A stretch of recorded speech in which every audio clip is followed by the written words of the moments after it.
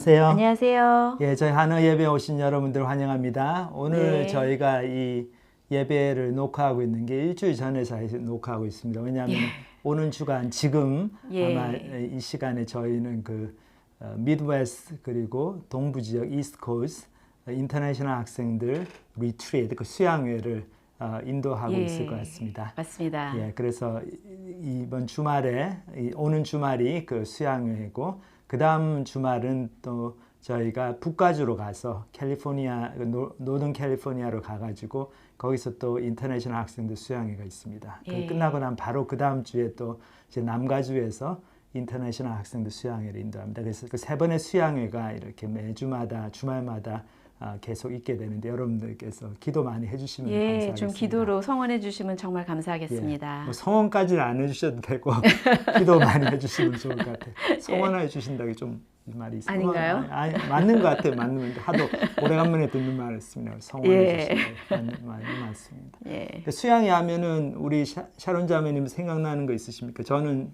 예. 굉장히 인상 깊은 수양회 하나 있어요. 그래요. 저는 예. 대학교부터 수양회를 다녔는데 철현 우리 형제님께서는 예전부터 다니셨죠? 형제님이 아니고 예, 우리 철현 뭡니까? 전도사님께. 네, 저희 철현 전도사님께서 어려서부터 수양회를 다니셨죠? 예, 근데 뭐 여러 수양회 기억이 나는데 이제 한 번은 제가 대학교 2학년에 3학년 올라갈 때인데 저희 이제 학년이 이제 임원이 돼가지고 대학부 수양회를 준비하는데 예. 참 영화 같은 일이 한 번 있었어요. 그 수양회 강사로 오시는 목사님 성함이 남용우 목사님이셨는데 그래서 저희 대학부 전도사님이 그 목사님을 수소문해가지고 알아서 이제 강사로 오시려다 초빙이 됐는데 나중에 이제 수양회 시작하기 이틀 전에 이제 마지막으로 이제 오시는 거죠 해서 이제 컨펌을 하러 예. 전화를 드렸는데 쭉 대화를 나눠보니까 이 남용우 목사님이 우리가 수양회 강사로 모시려고 했던 그 남용우 목사님이 아니고 다른 남용우 목사님이었던 겁니다. 동명이인이라고 하나요? 예. 예. 그래서 원래 저희가 수양회 강사로 모시려 했던 남용우 목사님, 그 대학부 사회 오래 하셨던 목사님은 그 아파트에 사셨어요. 근데 이사를 나가셨습니다. 우린 몰랐죠. 근데 새로 이사 들어오신 분이 또 목사님인데 성함이 남용. 어찌 그런 일이? 예, 굉장히 드문 일이죠. 예. 그래서 우리 전도사님이 뭐 개인적으로 잘 아는 분은 아니기 때문에 그냥 남 목사 맞습니다. 그러니까 그러신 줄 알고 이분이 예. 맞는 줄 알고 다 이렇게 예약을 하고 뭐 예. 설교 준비도 부탁하고 그랬는데 이틀 전에 그거를 그 이분이 아니었다는 걸 알게 와, 됐죠. 그래도 다행이네요. 그래가지고 전도사님이 그냥 죄송하게 됐습니다. 안 오셔도 되겠습니다. 그렇게 됐어요. 말씀 준비하셨을 텐데. 좀 준비하셨을 텐데 아무래도 예. 이제 대학생 사회가 안 맞을 것 같아가지고 예. 그래서 그 정말 진짜 남용우 목사님을 찾았어요. 예. 수소문에 찾았는데 이분이 다행히도 다른 수양회 다른 대학부 수양회 부산으로 내려갈 수양회를 할 그 다음 주에 그 예정이 돼 있었습니다. 예. 그래서 그걸 위해서 준비하신 말씀은 있었어요. 말씀은 있으셨구나. 근데 그 대신에 이제 수양회 기간 저희가 월요일부터 가가지고 목요일까지 돌아오는 3박 4일인가 그랬는데 저희하고 있을 수 있는 시간이 월요일 밤부터 해서 화요일 점심 때까지밖에 안 되는 거예요. 너무 짧네요. 예. 근데 어떡합니까 우리가?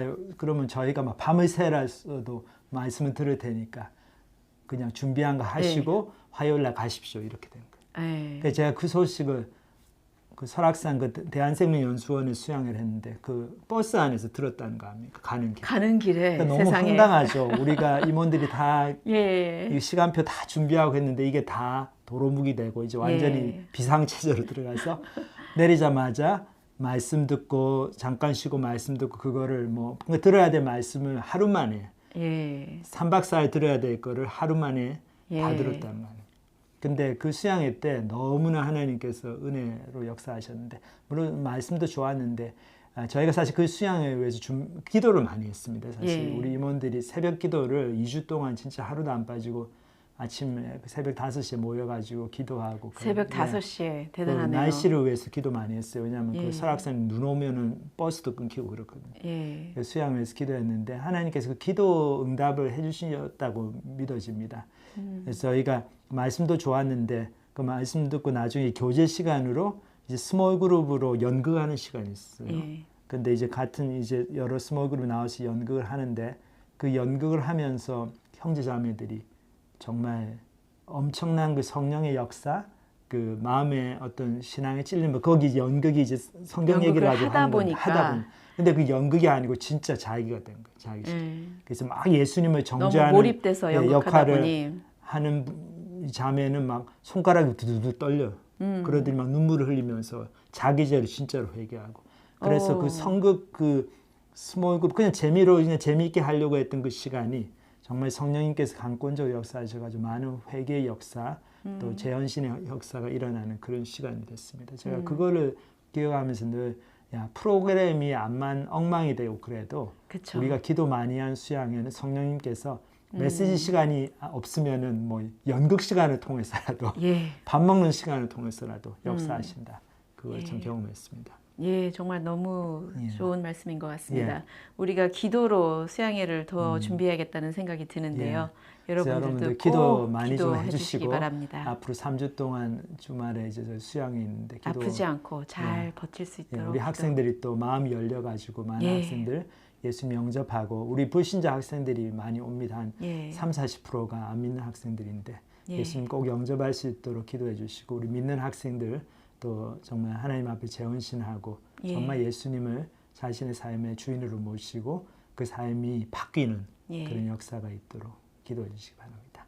예, 오늘 이제 저희 찬양 한 곡 듣고 부르고 오늘은 우리 샛별 형제님께서 하나님 말씀 전해 주시겠습니다.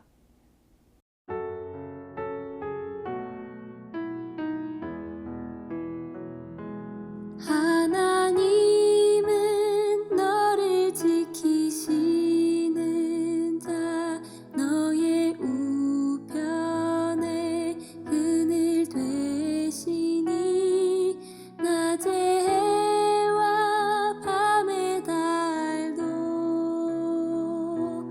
너를 해치 못하리 하나님은 너를 지키시는 자 너의 환난을 면케하시니 그가 너를 도우시리라 너의 출입을 지키시리라 눈을 들어 산을 보아라 너의 도움 어디서 오나 천지 지으신 너를 만드신 여호와께로다 하나님은 너를 지키시는 자 너의 우편에 그늘 되시니 낮의 해와 밤의 달도 너를 해치 못하리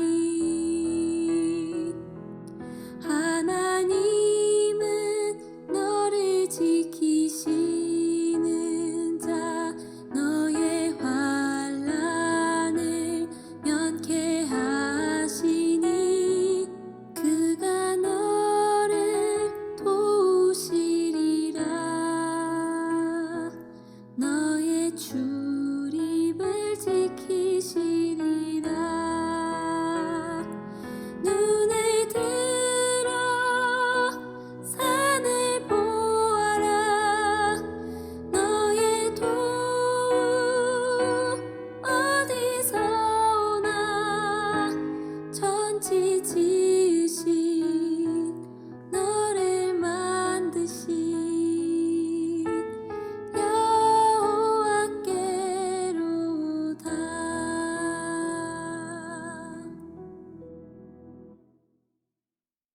안녕하세요. 그레스포인트 교회 온라인 예배 오신 여러분을 환영합니다. 저는 저희 교회 대표에서 섬기고 있는 김샛별입니다. 제가 개인 소식을 잠깐 말씀드리자면요. 제가 지난달에 결혼식을 잘 올리고 신혼여행도 무사히 잘 갔다 왔습니다. 제가 결혼 준비를 하면서 그리고 특히 피로연 끝에 하객분들에게 감사 인사를 드리면서 하나님께서 제가 제 삶을 어떻게 인도하셨는지 그리고 정말 다시금 생각하게 되었는데요. 하나님께서 제 삶을 여기까지 인도해 주셨을 뿐만 아니라 많은 사람들을 제 삶에 보내주셔서 저를 이렇게 축복해 주셨다는 것을 다시 한번 깨닫게 되었습니다. 자, 그러면 오늘 설교에 대해서 잠깐 말씀을 드리자면은 저희가 요한복음 13장부터 예수님께서 십자가에 돌아가시기 전날에 제자들에게 주신 말씀들을 계속 공부하고 있는데요. 저번 주에는 영재 형제가 15장 본문을 통해서 다른 사람들의 선함으로 저희의 악함이 드러나게 되는 경험과 그리고 예수님께서 우리가 이 세상의 빛이 되라는 말씀을 하신 것 그리고 이 세상의 빛이 될 때 세상으로부터 박해를 받을 것이라는 것을 그 말씀을 들었습니다. 자, 그러면 이번 주는 16장 본문을 통해서 예수님께서 어떠한 마지막 말씀을 주셨는지 같이 공부해 보겠습니다. 자, 그러면 요한복음 16장 본문을 읽어보겠습니다. 내가 이것을 너희에게 이름은 너희로 실족하지 않게 하려 함이라. 이 사람들이 너희를 출교할 뿐만 아니라 때가 이르면 무릇 너희를 죽이는 자가 생각하기를 이것이 하나님을 섬기는 일이라 하리라. 그들이 이런 일을 할 것은 아버지와 나를 알지 못함이라. 오직 너희에게 이 말을 한 것은 너희로 그때를 당하면 내가 너희에게 말한 이것을 기억나게 하며 함이요. 처음부터 이 말을 하지 아니한 것은 내가 너희와 함께 있었음이라. 자, 이 구절을 이해하려면은 맥락을 좀 돌아볼 필요가 있는데요. 이 구절 직전 요한복음 15장에서 예수님께서 이렇게 말씀을 하셨습니다. 18절부터 19절을 보면은 세상이 너희를 미워하면 너희보다 먼저 나를 미워한 줄 알라. 너희가 세상에 속하였으면 세상이 자신의 것을 사랑한 것이라. 너희는 세상에 속한 자가 아니요 도리어 내가 너희를 세상에서 택하였기 때문에 세상이 너희를 미워하니라. 한마디로 제자들이 세상에 속하지 않기 때문에 세상의 사람들이 예수님을 핍박한 것처럼 제자들을 핍박했다라는 예수님께서 그렇게 제자들에게 이렇게 말씀을 하고 계시는 것입니다. 여기서 16장 1절과 2절에서 예수님께서 제자들이 그 당시 사회 활동의 중심지였던 그 유대인 회당에서 쫓겨날 뿐만 아니라 제자들이 실족하지 않게, 그러니까 한마디로 떨어져 나가지 않게 이런 말씀을 하신다고 말씀을 하십니다. 다시 말해서 세상에서 제자들이 받을 핍박과 박해가 예수님으로부터 떨어나갈 정도로 정말 맹렬할 것이라는 뜻입니다. 여기에다가 2절을 보면은 제자들을 박해하는 사람들은 예수님과 예수님의 그 제자들을 박해하고 죽이려고 하는 것이 하나님을 섬기는 것이라고 생각하면서 박해할 것이라고 말씀을 하십니다. 이렇게 예수님께서 말씀하신 일들은 바로 다음 날부터 현실로 다가왔습니다. 대제사장들은 예수님을 십자가에 못 박은 다음에 그 후에 제자들을 박해하기 시작했고, 이 박해가 너무 심해져서 예루살렘에 있던 예수님의 제자들과 교회 성도들이 예루살렘을 피해서 다른 지역으로 흩어져야 했습니다. 그리고 이때 예수님의 그 제자들을 심히 핍박했던 사울은 예수님께서 말씀하신 것처럼 자신이 하나님을 섬기는 일을 한다고 생각하면서 정말 제자들을 열정적으로 핍박한 것이었는데요. 그리고 로마 제국의 그 네로 황제 때부터 시작된 기독교인들의 그 박해는 너무 심하였기에 기독교인들이 얼마나 많이 고문을 당하였고 콜로세움에서 배고픈 제자들에게 먹히면서 죽음을 당했는지는 많은 역사학자들이 기록을 합니다.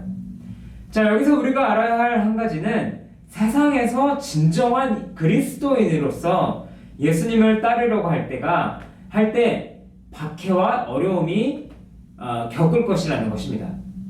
이것을 들으면서 요즘 시대에는 이 기독교인들이 로마 시대와 같이 박해를 받지 않는 것 같은데 라고 생각하실 수 있는데요. 먼저 현실은 요즘에도 중동국가 아니면 중국, 인도 등등 세계 많은 지역에서 많은 기독교인들이 예수님을 믿는다는 이유로 심한 박해를 받고 있습니다. 그렇다면 나는 이런 지역에서 살지 않기 때문에 나와는 상관없어 라고 생각하실 수 있는데요. 저희들이 사는 상황과 환경들이 물론 기독교의 적대적인 나라의 그 환경과는 다르지만 너희가 예수님을 진정으로 따르려고 노력할 때 그 세상으로부터 박해를 직면하겠다라는 그 예수님의 말씀은 동일합니다. 그러니까 저희가 기도하고 예배드리며 그 다른 교회 형제자매들과 교제하는 시간을 우선시하려고 할 때 뭐 직장 사람들이 아니면 친구들이 뭐 왜 이렇게 교회에서 시간을 많이 보내? 라고 때때로는 조롱하는 멘트를 들을 때가 있죠. 뭐 아니면은 저희가 예수님을 따르기로 결심할 때 집안이 그 다른 종교를 대대로 믿어왔다라면은 기독교인으로서의 그 믿음 때문에 가족들로부터 심한 반대를 경험할 때가 있죠. 아니면은 신앙의 이유 때문에 그 술을 마시는 환경에서의 그 사교 모험을 거절하면은 뭐 전혀 이해를 못한다라는 반응을 받을 때도 있습니다. 제가 대학교 2학년 때 서울에 있는 한 그 금융회사에서 인턴십을 했는데요. 이 팀원들과 회식을 했던 기억이 납니다. 기독교인으로서 그 술을 마시는 것 자체는 죄가 아닌데요. 예수님 시대에는 사실 그 깨끗한 물이 드물어서 주로 사람들이 포도주를 많이 마셨기에 예수님도 포도주를 마셨지요. 하지만 술에 취해서 방탕하지 말라는 그 성경에서의 그 말을 합니다. 특히나 그 음주 문화가 흥건한 대학가에서 기독교인으로서 저의 그 신앙을 간증하고 싶어서 술을 마시지 않겠다고 제가 개인적인 결심을 했습니다. 그래서 그때 그 인턴십 팀장님께서 회식 중에 저에게 그 술을 권했을 때 제가 정중하게 거절을 했는데요. 이때 그 반응을 본 팀장님이 상사가 술을 먹고 나면은 마셔야지! 라고 하면서 뭐 손을 이렇게 제가 저의 머리를 꿀밤을 주신 것을 이렇게 기억을 하는데요. 참 좀 얼떨결한 상황이었는데 제가 뭐 손으로 제가 세게 친 것도 아니고 사실은 꿀밤을 주신 것이기에 작은 해프닝으로 그냥 끝났지만 개인적으로는 기독교인으로서 이 세상에서 살아가려고 할 때 세상의 문화와 관점으로 이해를 못하겠구나라고 이렇게 깨닫게 되었습니다.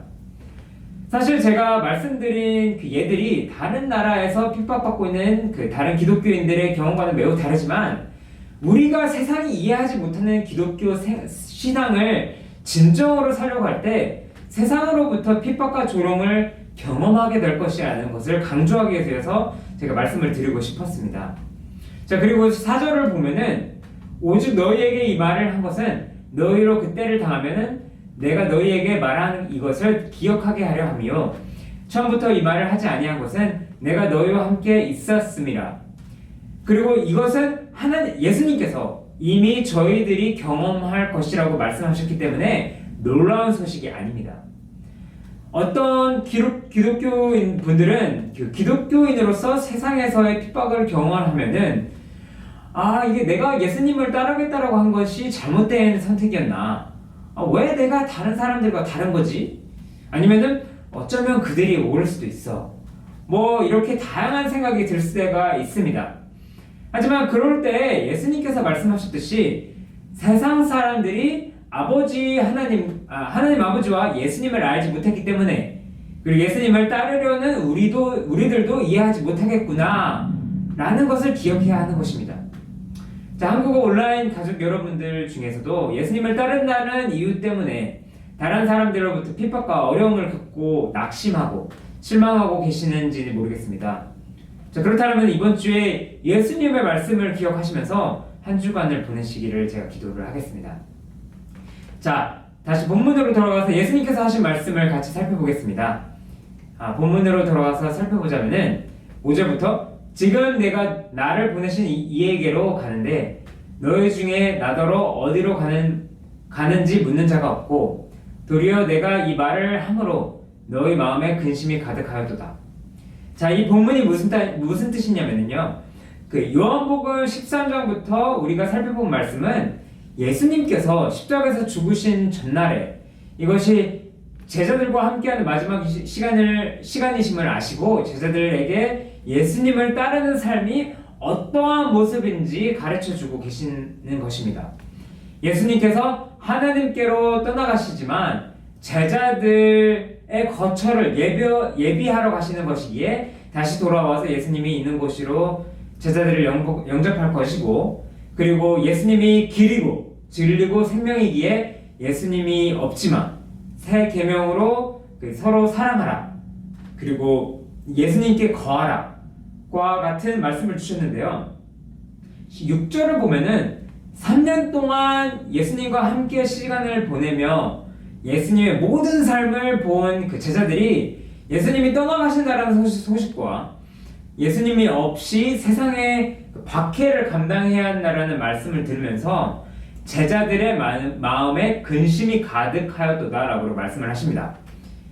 다른 영어 본문을 보면은 슬픔이 내 마음에 가득 찼도다 라고 이렇게 표현을 했는데요.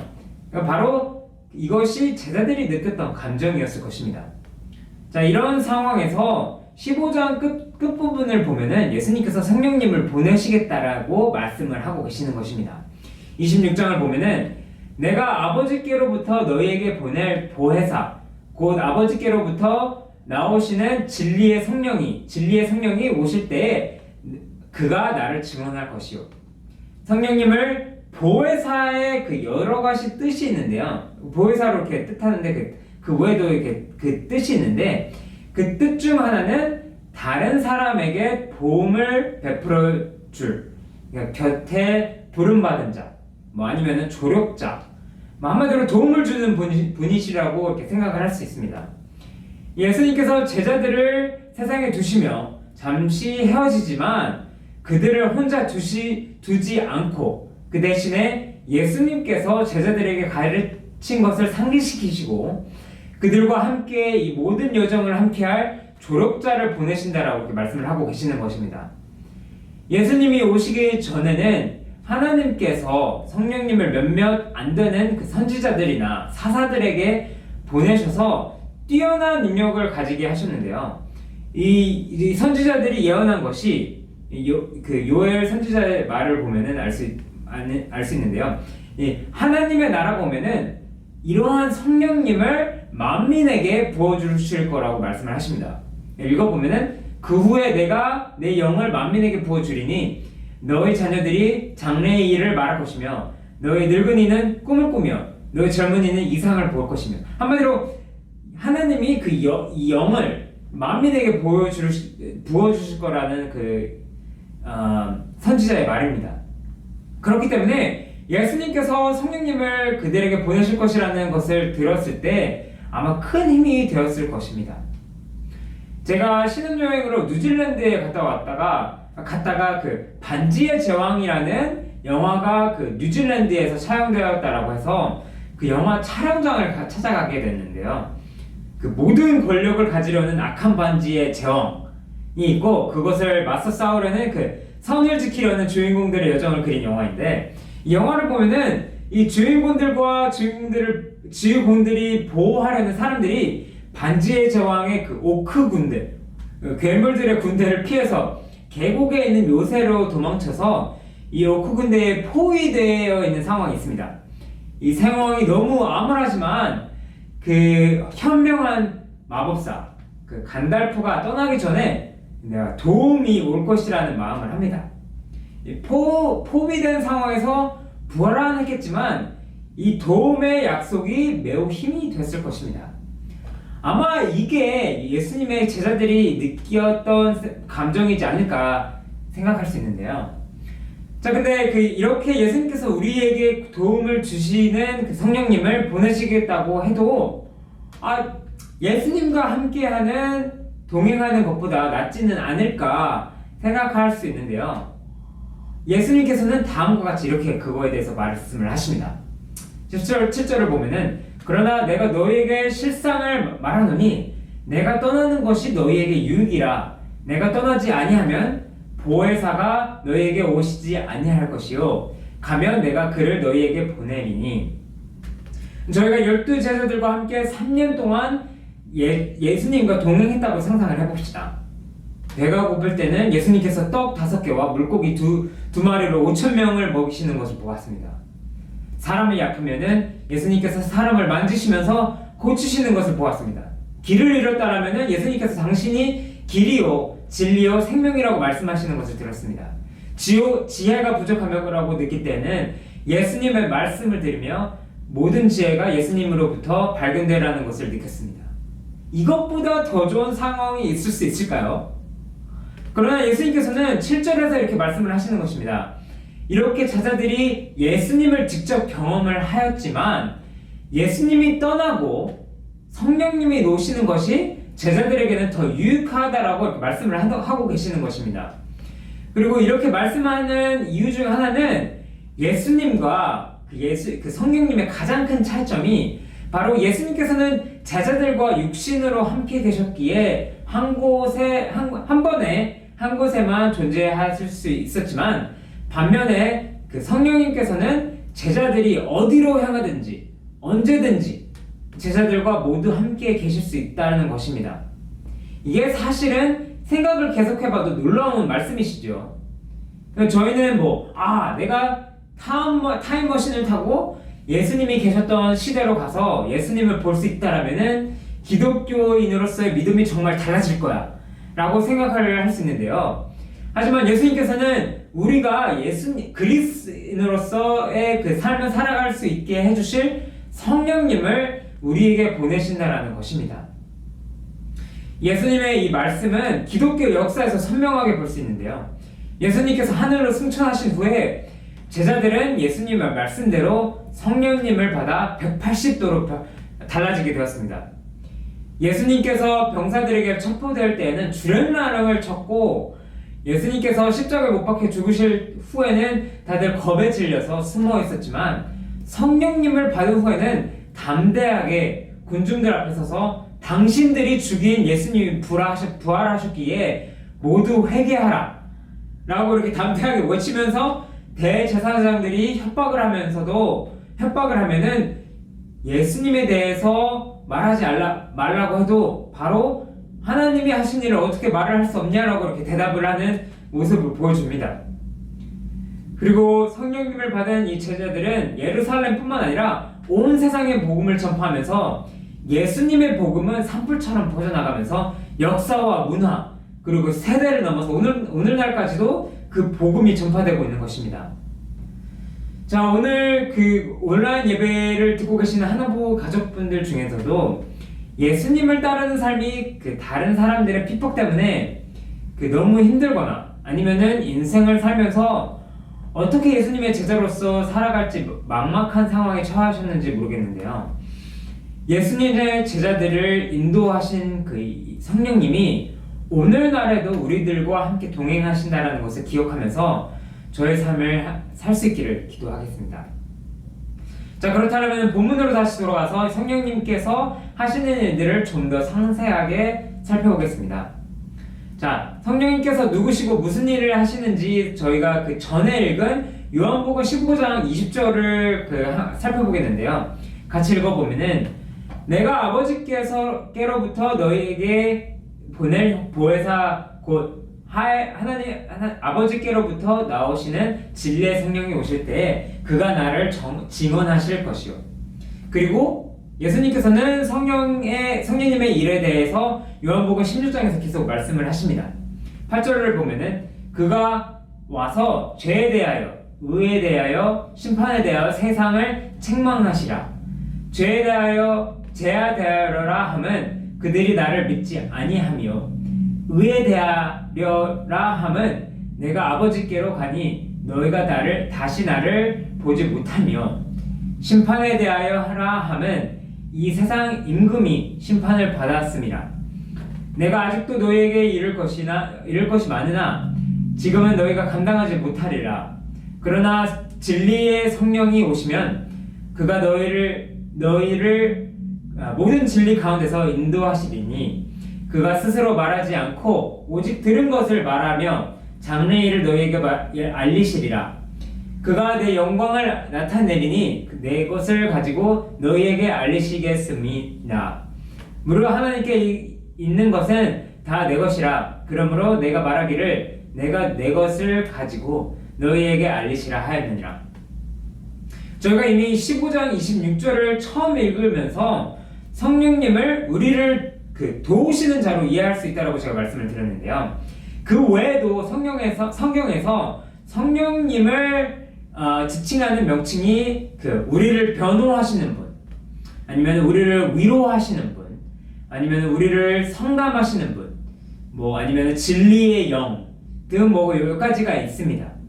그 중에서 성령님께서 상담사로 오셔서 어떻게 우리에게 진리를 일깨워 주시는지를 생각하면서 본문을 읽어볼 수 있는데요.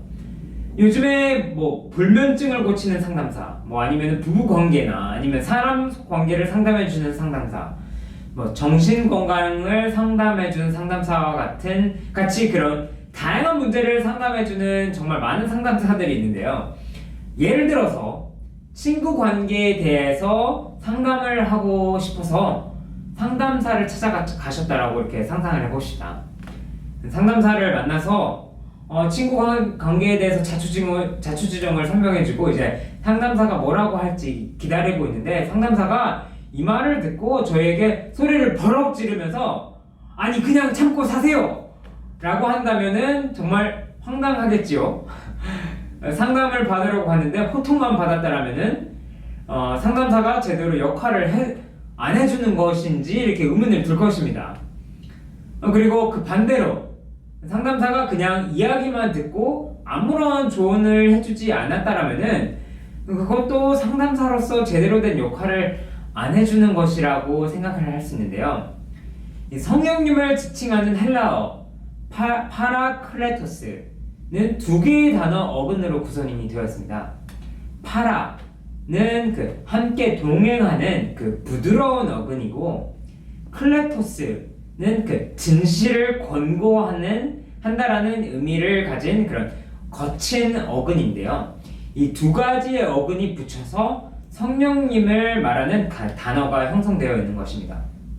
한마디로 성령님은 단순히 진리만을 알리고 권면하는 자가 아니며 그냥 우리가 어떻게 살아갈지에 대한 진리는 말을 안 하고 그저 우리의 여정에 동행하시기만 하는 분이 아니라 그 대신에 우리의 삶의 여정에 우리와 함께 동행하시면서 우리에게 진리를 권면해 주는 분이라는 것입니다.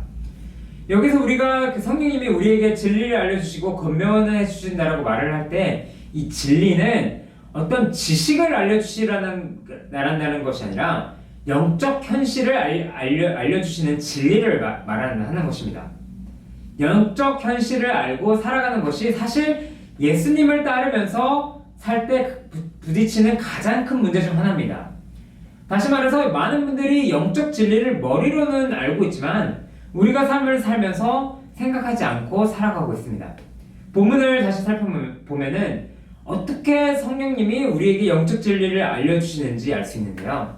8절을 보면은 그가 와서 죄에 대하여, 의에 대하여, 심판에 대하여 세상을 책망하리니 죄에 대하여라 함은 그들이 나를 믿지 아니하며 의에 대하여라 함은 내가 아버지께로 가니 너희가 다시 나를 보지 못하며 심판에 대하여라 함은 이 세상 임금이 심판을 받았습니다. 이 본문을 보면 성령님이 세 가지의 영적 진리를 깨워주시는 것을 볼 수 있는데요. 첫 번째는 죄에 대하여, 두 번째는 의에 대하여, 그리고 세 번째는 심판에 대해서 책망을 해주신다라고 말씀을 하십니다. 책망이라는 말이 조금 사소할 수도 있는데요. 한마디로 이게 정말 맞는 말이구나 이렇게 가슴에 꽂아 이렇게 깨닫게 되는 말이라고 이렇게 생각을 하시면 됩니다. 첫 번째로 성령님께서 죄를 책망하신다고 말씀을 하십니다. 세상 사람들은 성경에서 말하는 죄를 단지 심리적인 문제거나 아니면 우리가 기분 나쁘게 느끼지도록 만드는 종교적 체계일 뿐이라고 이렇게 생각을 합니다.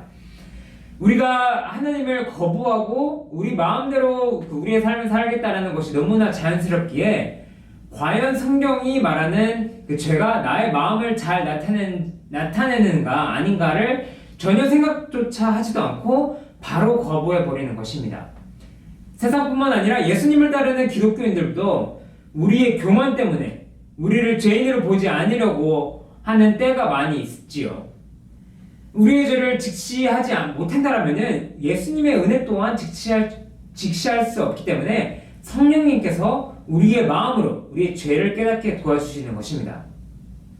예를 들어서 더 이해가 잘 되려면은 그 예를 들면은 더 괜찮을 것 같은데요. 지난 주말에 김철현 전도사님과 김샤론 사모님께서 대학원 학생들과 그 대학원 학생들을 이끌면서 시카고 근처에서 수련회를 가르치는데요. 텍사스 어스틴에서도 몇몇의 그 대학원생들이 참여하게 되어서 많은 사람들이 기도를 한 그런 수련회였는데요. 제가 수련회를 가질 때마다 기독교에 대해서 그 대학교에 오기 전에 전혀 들어보지 못한 학생들이 말씀을 듣고 반응을 하며 내가 죄인임을 깨닫는 것을 볼 때마다 저거 아직도 약간 깜짝 놀라는 때가 있습니다. 어떻게 보면 누군가가 말씀을 듣고 죄인이라고 아는 것이 어떻게 보면 작은 기적인 것이죠. 개인적으로는 제가 대학교 3학년 때 수련회에 가서 창세기에 나오는 아담과 하와의 그 자녀들인 가인과 아벨의 이야기를 들으면서 가인이 아벨의 시기 질투하는 모습이 제가 하나님을 거부하고 결국에는 제 동생을 포함한 모든 사람들을 신경 쓰지 않았던 제 모습과 비슷하다라는 것을 깨달았습니다. 가인이 아벨을 그 질투심에 죽인 후에 하나님께서 가인에게 아벨이 어디 있냐고 묻자 내가 아우를 지키는 자니까 라고 대답한 것처럼 저도 저의 죄 때문에 모든 사람들을 제 마음속에서 없애고 나 혼자만을 위한 삶을 살려고 했구나 라는 것을 절실히 깨닫게 된 것입니다. 정말 그게 성령님의 도움을 통해서 그 성령님의 역사를 통해서 저의 죄를 알 수 있게 된 것이죠. 자, 그리고 그 성령님의 두 번째 역사는 이렇게 우리가 하나님 앞에서 죄인임을 깨달았을 때 우리가 생각하는 우리의 도덕적 의로움이 얼마나 파산된 것인지를 알려주십니다. 현대사회는 포스트 모던 문화라고 말을 하는데요. 한마디로 세상에서 옳고 그름을 판단할 기준이 없다라고 말을 하는 이 철학적 사고 때문에 사람들이 내가 스스로 이것이 선하고 의롭다라고 말을 하면은 그게 선하고 의로워지는 한마디로 절대적 도덕적인 기준이 없이 살아가는 문화인 것입니다. 그렇기 때문에 성령님께서 우리가 죄인 것을 깨달으면서 우리가 스스로 도덕적 의를 쌓을 수 없음을 알도록 도와주시고 예수님의 의로움이 필요하다라는 것을 깨닫게 해주시는 것입니다. 그리고 마지막으로 성령님은 심판에 대해서 일깨워 주십니다.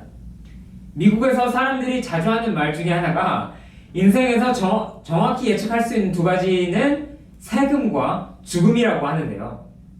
한마디로 우리가 세금 내는 것과 우리 모두가 죽는 것이 모든 사람들이 겪는 사실이라는 것을 이렇게 비꼬자서 이렇게 말을 하는 건데요.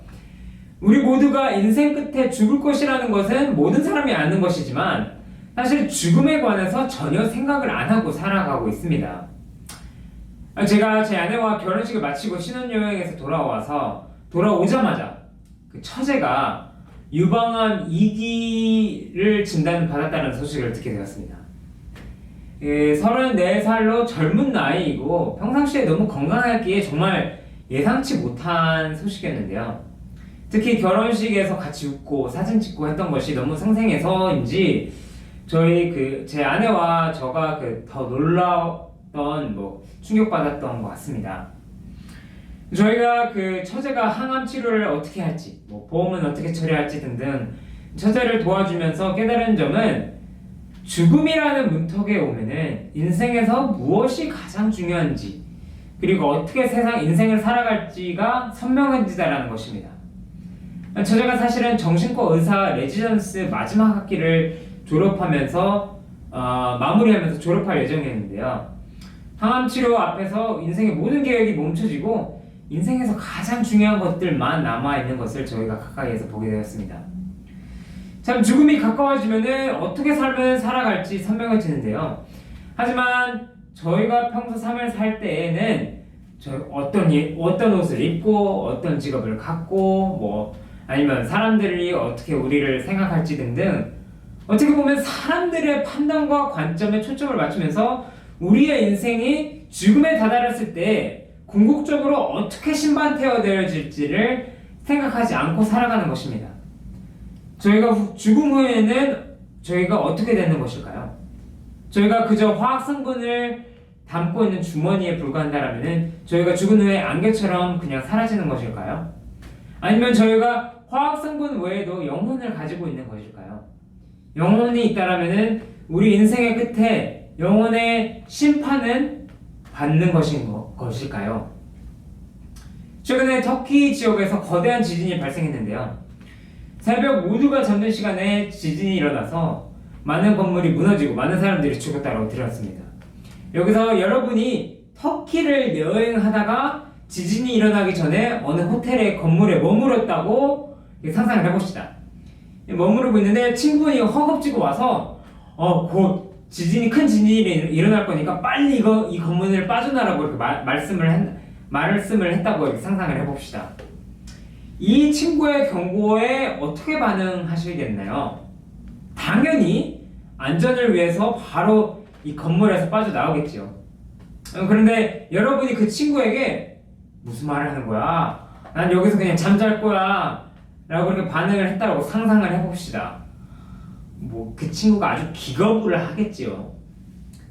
바로 이 지진을 경고하는 이 친구처럼 성령님이 우리의 삶, 그 마지막에 다가올 심판에 대해서 우리에게 알려주시면서 궁극적으로 우리의 삶 끝에 맞이할 하나님의 심판을 예수님께서 대신 짊어지시고 예수님께서 주셨다라는 복음의 진리로 예비하시려는 것입니다.